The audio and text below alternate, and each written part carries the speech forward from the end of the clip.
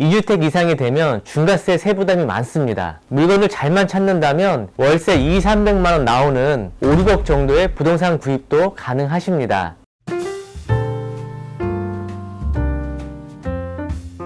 안녕하세요. DH빌딩입니다. 오늘 제가 말씀드릴 주제는요, 투자자들이 빌딩 투자를 하는 이유입니다. 최근 빌딩 투자자들의 연령대가 많이 낮아졌습니다. 전체 빌딩 매매 사례의 약 70%가 30, 40대 투자자들인데요. 그럼 왜 이분들이 빌딩에 투자를 하려고 하는지 지금부터 그 이유를 말씀드리겠습니다. 첫 번째, 현재 마땅히 투자할 곳이 없습니다. 은행 기준금리가 연 1% 정도인데요. 물가 상승률과 세금을 제외하면 사실상 제로금리나 마찬가지입니다. 한마디로 은행에 돈 넣어봤자 별 의미가 없다는 거죠. 그리고 요즘 같은 불경기일 때 주식에 좀 투자하기는 또 모르면 좀 불안하기도 하죠. 아파트는 대출이 막혀있고 또 아파트는 주택이기 때문에 2주택 이상이 되면 중과세 세부담이 많습니다. 이거를 정리하자면 한마디로 돈이 갈 데가 없다는 거예요.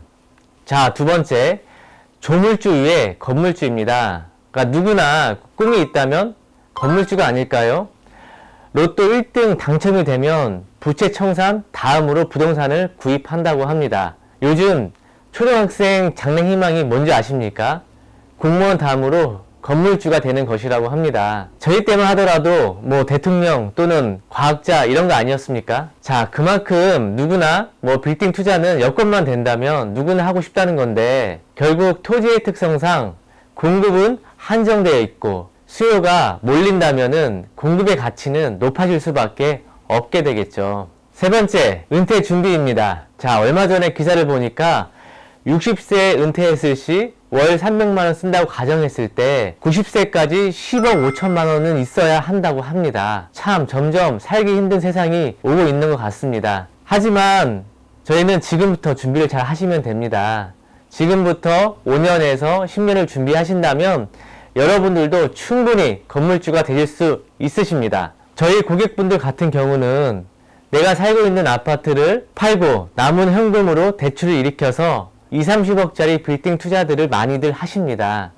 물건을 잘만 찾는다면 현금 2, 3억, 3, 4억만으로도 대출을 활용해서 월세 2, 300만원 나오는 5, 6억 정도의 부동산 구입도 가능하십니다. 네 번째, 임대 수익입니다. 예를 들어 10억을 은행에 넣어두면 연 1% 정도, 1000만원 정도가 이자로 나옵니다.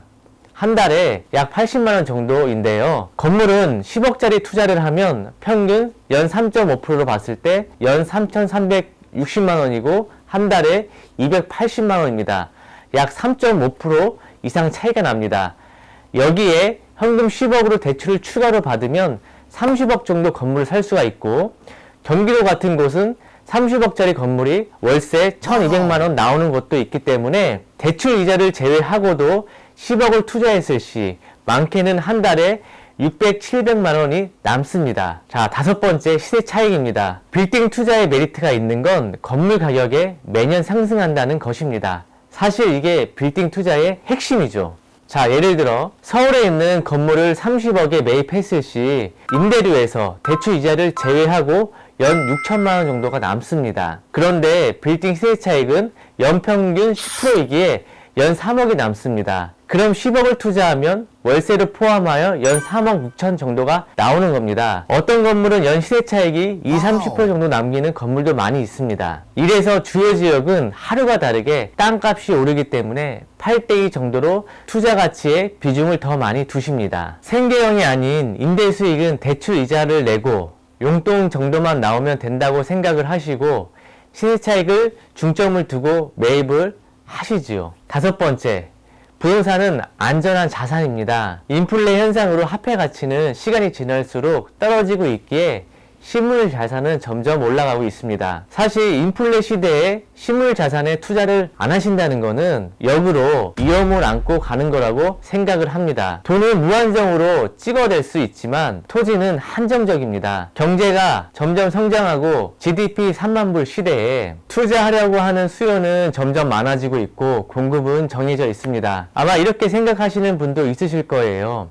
인구가 줄어들면 부동산 수요도 줄어드는 거 아니냐고 생각하실 수도 있지만, 인구가 줄어들면 지방은 갈수록 줄어드는 게 맞지만 수도권은 일자리, 교육 등 이런 인프라가 구축되어 있기 때문에 사람들이 모여들 수밖에 없습니다. 그래서 부동산은 수도권에 매입을 하셔야 하는 겁니다. 정리하자면, 첫째, 마땅히 투자할 곳이 없다. 둘째, 조물주의 건물주. 세 번째, 은퇴 준비. 네 번째, 임대 수익. 다섯 번째, 시세 차익. 빌딩의 꽃은 시의 차익입니다. 여섯 번째, 안전한 자산. 여러분들도 지금부터 준비하셔서 나도 건물주가 되겠다는 꿈을 안고 오늘도 화이팅 하시길 바랍니다. 좋아요와 구독을 눌러주시면 저에게 큰 힘이 됩니다. 저는 또 다음에 뵙겠습니다. 감사합니다.